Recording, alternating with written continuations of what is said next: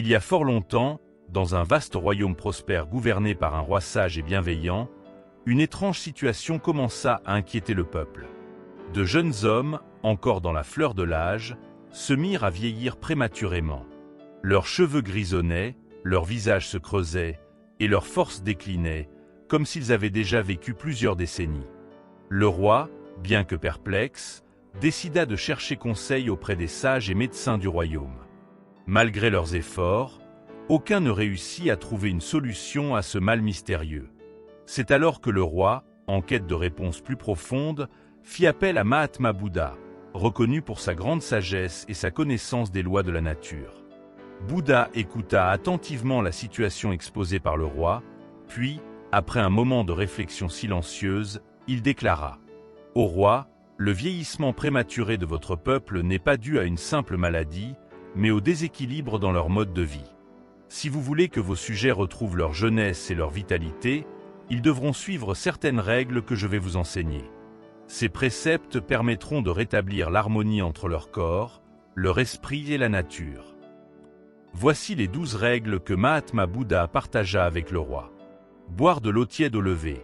Chaque matin, avant de consommer tout autre aliment, il est impératif de boire un verre d'eau tiède pour purifier l'organisme et évacuer les toxines accumulées pendant la nuit. Exercice physique quotidien. Que ce soit par la marche ou la course, il est essentiel de bouger chaque jour. L'activité physique permet de maintenir le corps en bonne santé et de renforcer les muscles et les os. Pratique du yoga et du pranayama. En pratiquant des exercices de respiration et des postures de yoga, on équilibre l'énergie du corps et apaise l'esprit, ce qui favorise une santé durable. Consommer des aliments simples et naturels. Le régime alimentaire doit être constitué principalement de céréales comme le millet et le maïs, ainsi que de légumes de saison. Ces aliments non transformés fournissent les nutriments nécessaires pour renforcer le corps. Manger à des heures fixes. Il est important de prendre ces repas à heures régulières, afin de permettre au corps de bien digérer et d'éviter toute surcharge digestive. Bouddha ajouta qu'il fallait éviter de boire trop d'eau pendant les repas.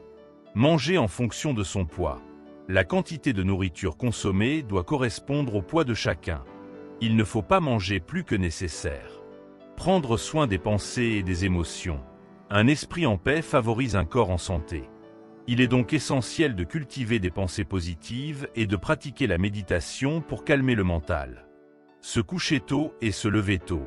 Le cycle naturel du jour et de la nuit doit être respecté. Un sommeil réparateur permet au corps de se régénérer. Manger des aliments de saison. La consommation d'aliments locaux et de saison est cruciale pour maintenir l'équilibre interne du corps et éviter les déséquilibres. Éviter les excès. Qu'il s'agisse de nourriture, de boissons ou d'activités, tout excès nuit à la santé. La modération est la clé pour rester en bonne santé. Prendre des pauses. Dans la vie quotidienne, il est nécessaire de faire des pauses pour permettre au corps et à l'esprit de se reposer. Se baigner régulièrement. Une hygiène corporelle rigoureuse aide à maintenir la propreté et la vitalité du corps. Le roi, reconnaissant, mit immédiatement en œuvre ces conseils dans son royaume. Les habitants, bien qu'au début réticents, commencèrent à suivre ces préceptes.